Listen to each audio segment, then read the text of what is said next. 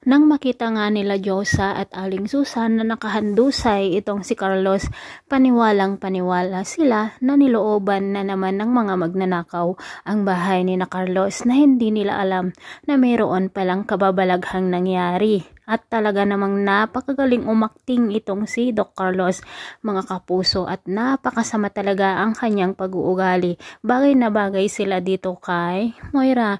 Ngunit in fairness po mga kapuso, dahil nga po sa tulong naman ni Moira, nakalabas na nga o nailigtas na nga ang mga hostage dahil nga sinabi ni Moira dito sa mga SWAT ang daan upang sa ganun nga ay makapasok sila sa loob ng city jail.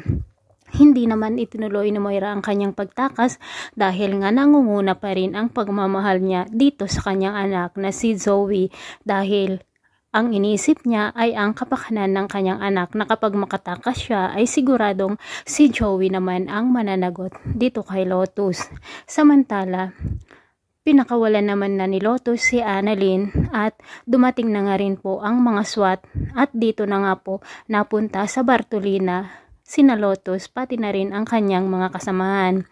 Samantala, kinausap naman ni Warden si Moira at nagpasalamat nga dito dahil nga sa pagtulong niya sa mga SWAT at sa pagturo nga niya dito sa daan upang sa ganun nga ay makapasok sila.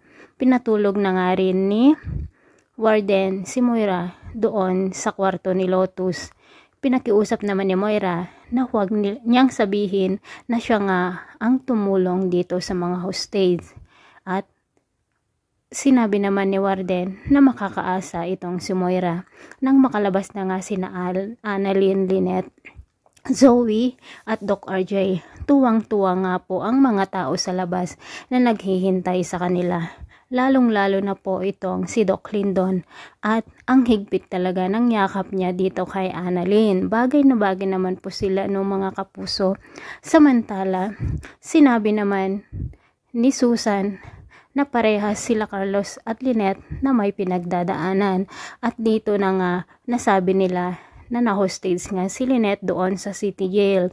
Agad-agad naman na pumunta sina Carlos doon, ngunit naihipasa na si Aling Susan at doon nga po sa CR inilagay ni Carlos ang katawan ni Irene. Muntik na ngang mabuko si Doc Carlos, ngunit nakapag-isip na naman ito ng alibi mga kapuso.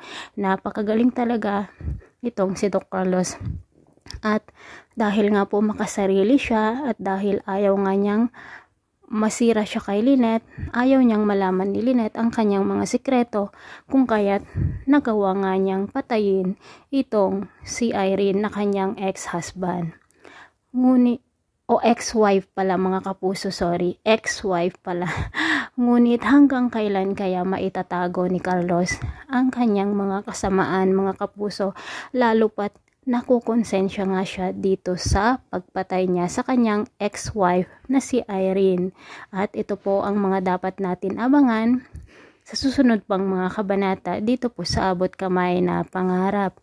Hanggang kailan kaya maitatago niya dito kay Lynette ang pagpatay niya dito kay Irene.